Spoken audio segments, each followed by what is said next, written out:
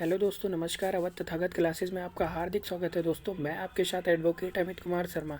जी हाँ दोस्तों, आज हम बहुत ही महत्वपूर्ण क्वेश्चंस लेके आए जो लगातार year by year continue LLB एग्जामों में पूछे जा रहे हैं। दोस्तों, यदि आप हमारे चैनल पर नए हैं तो आप प्लीज़ चैनल को सब्सक्राइब करें और पास में लगे बेल आइकन को प्रेस करें, जिससे जैसे हम न्यू वीडियो अपलोड करें उसकी नोटिफिकेशन आप तक पहुँच जाए। दोस्तों, आज का विषय है प्रशासनिक विधि, एडमिनिस्ट्रेटिव लॉ। जी हाँ दोस्तों, आज हम इसका पार्ट 1 देखेंगे और बहुत जल्दी आप लोगों के बीच में पार्ट 2 हम लेकर आएंगे। दोस्तों, वीडियो काफ़ी ज़्यादा लॉन्ग हो जा रहा था, इसलिए हम पार्ट 1 और पार्ट 2 में इसको डिवाइड किए हैं। दोस्तों, आज का ये रहा पहला क्वेश्चन। भारत में प्रशासनिक विधि के विकास कार्य तथा स्थिति की विवेचना। प्रशासनिक विधि के क्षेत्र व गुणों की विवेचना करते हुए प्रोफेसर फ्रीड ने लिखा है कि प्रशासनिक विधि उन समस्त समस्याओं से संबंधित है जो कि प्राधिकारी शक्ति, उनके कार्य आज्ञाओं की वैधता, उन शक्तियों के प्रयोग के लिए उचित प्रक्रियात्मक स्थितियों एवं प्राधिकारी एवं जातीय दायित्व, प्रशासनिक कार्यों पर न्यायिक नियंत्रण के प्रति प्राधिकारों का तथा प्रशासनिक शक्ति के क्षेत्राधिकार के द्वारा उत्पन्न हो। सरल शब्दों में प्रशासनिक विधि को प्रशासन, प्राधिकारी शक्ति का विस्तार एवं विनिमय कहा जा सकता है। इस विधि के गुणों का अध्ययन निम्नलिखित 3 भागों में किया जा सकता है। दोस्तों, विधायनी, पहला है विधायनी अर्थात विधि निर्माणक के रूप में, दूसरा है न्यायिक और तीसरा है विशुद्ध कार्यपालिका के रूप में। दोस्तों, प्रशासनिक विधि के कार्य देखते हैं। हम देखते हैं कि प्रशासनिक विधि का कार्य मुख्य रूप से कार्य इन शक्तियों के प्रयोग को नियंत्रित करता है। प्रोफेसर वेड ने इन शब्दों को उत्पत्ति बताते हुए लिखा कि इंग्लैंड के प्रशासनिक विधि की क्षेत्र सीमा के अधीन समस्त प्रशासी, विधायनी अथवा न्यायिक शक्तियों का संगठन, प्रक्रिया तथा न्यायिक शक्तियों द्वारा समस्त जनशक्तियों का नियंत्रण होता है। नेक्स्ट क्वेश्चन देखते हैं दोस्तों। प्रशासनिक विधि की परिभाषा एवं कल्याणकारी राज्य के महत्व।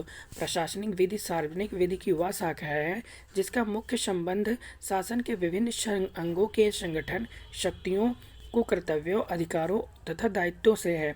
इसका उद्देश्य प्रशासन के अनुचित तथा अवैध कार्यों पर नियंत्रण रखना। प्रशासनिक विधि की परिभाषा इसकी प्रकृति, क्षेत्र व विषय वस्तु की व्याख्या के विषय में अनेक प्रयत्न किए गए, किंतु कोई भी प्रयत्न संतोषजनक नहीं है, क्योंकि कुछ परिभाषाएं अत्यंत विस्तृत अर्थ में हैं और कुछ अत्यंत संकीर्ण में हैं। दोस्तों, प्रोफेसर डायसी इसके बारे में कहते हैं कि प्रोफेसर डायसी के अनुसार प्रशासनिक विधि राष्ट्र की विधि प्रणाली के उस प्रभाग से संबंधित है जो सभी राज्य प्राधिकारियों की विधिक स्थिति और दायित्व अवधारित करते हैं, जो प्राइवेट व्यक्तियों के अधिकारों एवं दायित्वों को लोक प्राधिकारियों के साथ व्यवहार करने में निश्चित करती है, और जो प्रक्रिया निर्दिष्ट करती है जिसके द्वारा उन अधिकारों और दायित्वों को परिवर्तित किया जाता है। कोशीमा के भीतर भी इन्हें रखा जाता है दोस्तों, और इनकी उपचार क्या है, विकास के कारण इन सभी को हम जानेंगे। संकल्पना में भारी परिवर्तन हुआ है जो जिससे हम प्रत्येक राज्य का दायित्व भी जानते हैं दोस्तों। और जेनिंग्स के अनुसार देखेंगे, प्रशासनिक विधि प्रशासन से संबंध रखने वाली विधि है और वह प्रशासनिक प्राधिकारियों के संगठन, शक्तियों और कर्तव्यों को भी निश्चित करती है।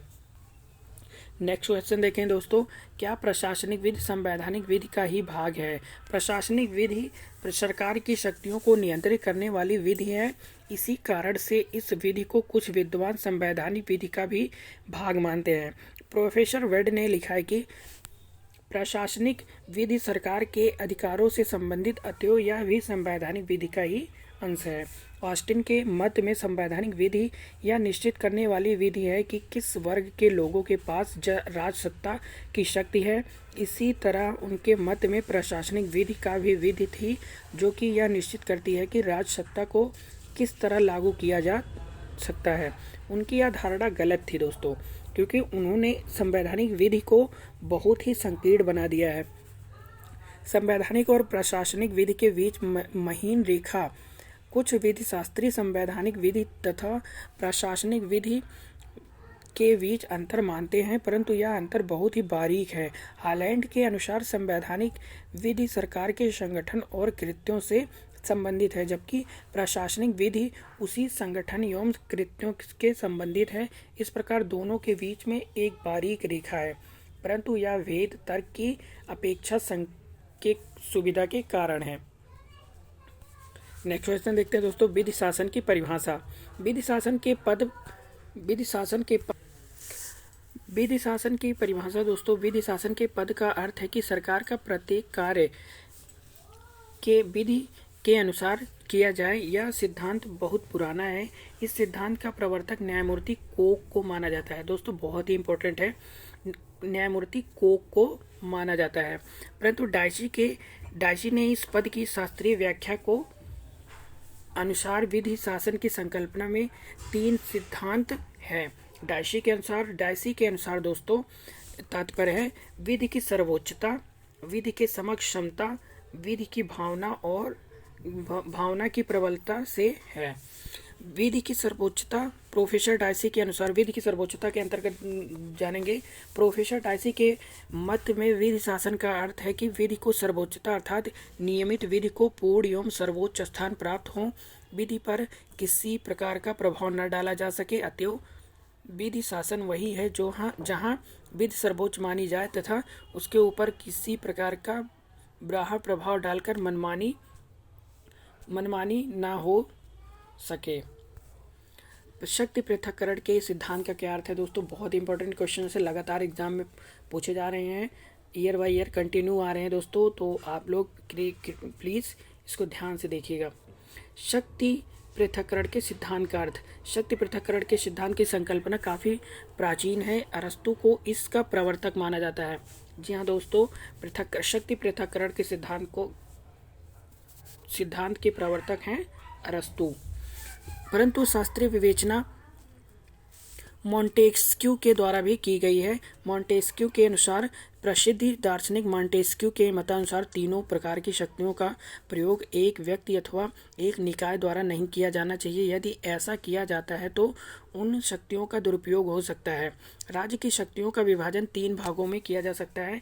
पहला है कार्यपालिका शक्ति, दूसरा है विधायनी शक्ति और तीसरा है न्यायपालिका शक्ति। उपयुक्त विभाजन इस दृष्टि से किया गया है कि जिससे उनके प्रयोग के कारण कोई दुरुपयोग ना उत्पन्न हो। विधायनी शक्ति का कार्य है विधि निर्माण करना, विधायकी को विधि लागू करने का कार्य नहीं करना चाहिए। कार्यपालिका का कार्य है विधायिनियों द्वारा निर्मित विधियों को लागू करना।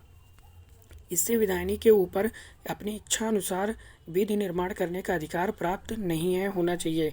इसी प्रकार के से कार्यपालिका की न्यायपालिका का कार्य नहीं करना चाहिए। यदि कार्यपालिका न्यायपालिका का कार्य भी करने लग जाए तो उसका दुरुपयोग भी कर सकती है, जिससे व्यक्तिगत स्वतंत्रताएं भी खतरे में पड़ जाएंगी और वह मनमानी करने लग जाएगी। इसी भांति विधायिनी न्यायपालिका के कार्य स्वयं करने लग जाए तो वह विधि मौलिक उद्देश्य ही नष्ट हो जाएगा। न्यायपालिका के अन्य हैं दोस्तों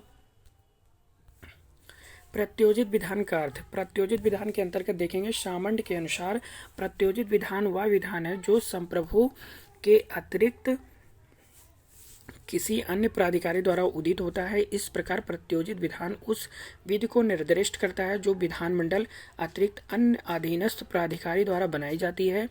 इसको कई नामों से जाना जाता है दोस्तों, उपविधि, आदेश आदि नामों से जाना जाता है। विधि बनाने की शक्ति प्रमुखता विधायिका को है। जी हाँ दोस्तों, विधि बनाने की शक्ति प्रमुखता विधायिका को होती है। जब यह विधायिका अपनी शक्ति को किसी व्यक्ति की या संस्था या प्राधिकारी या कार्यपालिका प्रत्योजित कर देती है, तब ऐसे शक्ति के तहत उस प्राधिकारों या संस्था या कार्यपालिका द्वारा बनाई जाने वाली विधि प्रत्योजित विधि कहलाती है। प्रत्योजित विधान के विकास के कारण दोस्तों देखेंगे, संसदीय नंबर 1 है संसदीय समय पर भार। राज्य के कुलों एवं उत्तरदायित्वों में वृद्धि के परिणाम स्वरूप राज्य के विधायनी कार्यकलाप में भी वृद्धि हुई है। विधायिका महत्वपूर्ण नीति के मामलों में इतनी जन्मय रहती है कि इसे किंचित भी समय नहीं मिल पाता है कि वह विस्तार के मामले में विचार विमर्श करे। विधानपालिका इस हेतु नीतियों का संविन्यास करती है और इस नीतियों के क्रियान्वयन हेतु वह प्रशासन भी की अधीनस्थ विधायन की शक्ति प्रदान करती है। भारत में प्रत्योजित विधान की अनुज्ञेय सीमा का वर्णन और कथन की पुष्टि। जी हाँ दोस्तों, बहुत ही इंपॉर्टेंट क्वेश्चन है, लगातार ईयर बाय ईयर कंटिन्यू पूछे जा रहे हैं। बहुत ध्यान से देखिएगा, बिल्कुल रटने की ज़रूरत नहीं, बस बिल्कुल ध्यान से देखिएगा, आपको बहुत अच्छे से समझ में आएगा। प्रत्योजित विधान की स्वीकार सीमाएं। प्रत्योजित विधान को किस सीमा का स्वीकार किया गया है? प्रत्योजित विधान को किस सीमा तक प्रयोजित यह जानने के लिए हमें इसे दो भागों में बांट सकते हैं। जी हाँ दोस्तों, प्रत्योजित विधान को किस सीमा तक स्वीकार किया गया है यह जानने के लिए हम इसे दो भागों में बांट सकते हैं। नंबर एक है संविधान के पूर्व का समय, और दूसरा है संविधान के बाद का समय। जी हाँ दोस्तों, तो संविधान के पूर्व का समय देखेंगे। संविधान के पूर्व का समय है दोस्तों, इस संबंध में सर्वप्रथम वाद क्वीन बनाम बुराह 1878 SIA 178 के मामले में प्रत्योजित विधान को चुनौती दी गई है। इस मामले में गवर्नर जनरल इन काउंसिल द्वारा पारित अधिनियम की धारा 9 द्वारा बंगाल के लेफ्टिनेंट गवर्नर को विधि लागू करने का अधिकार दिया गए थे। उसने 1871 में खासी एवं जयंतिया पहाड़ी क्षेत्रों में विधि लागू किया। प्रीवी काउंसिल ने अभी निर्धारित किया कि यह विधान का प्रत्योजन नहीं बल्कि सशर्त विधान है। जी हाँ दोस्तों, बहुत इंपॉर्टेंट है, सशर्त विधान है। यह जो विधान होता है वो सशर्त विधान है जो कि विधि संगत है। जतीन्द्र नाथ गुप्ता बनाम बिहार प्रांत एयर 1949 FC 175 के मामले में फेडरल कोर्ट ने अभी निर्धारित किया कि विधायी शक्तियों का प्रत्योजन नहीं किया जा सकता है। जतीन्द्र गुप्ता बनाम बिहार प्रांत एयर 1949 FC 175 के मामले में फेडरल कोर्ट ने अभी निर्धारित किया कि दोस्तों यह विधायी शक्तियों का प्रत्योजन नहीं किया जा सकता है। संविधान के बाद का समय देखेंगे दोस्तों। संविधान के बाद का समय, भारतीय संविधान के अनुच्छेद 245 के तहत विधि निर्माण की प्रक्रिया का अधिकार संसद को दिया गया है। जी हाँ दोस्तों, भारतीय संविधान के अनुच्छेद 245 के जो भी मामले होते हैं, निर्माण की प्रक्रिया का अधिकार संसद को ही दिया गया है। परंतु संविधान में विधायी शक्ति के प्रत्योजन को मना भी नहीं किया गया है। जतीन्द्र नाथ के मामले में उत्पन्न भ्रम को दूर करने के लिए राष्ट्रपति ने इस विषय पर उच्चतम न्यायालय से सलाह मांगी है। दिल्ली लॉज एक्ट एयर 1951 SC 332 के मामले में प्रकाश में आया कि इस मामले में उपयुक्त एक्ट धारा 7 प्रांतीय सरकार को यह शक्ति प्रत्योजित करती है।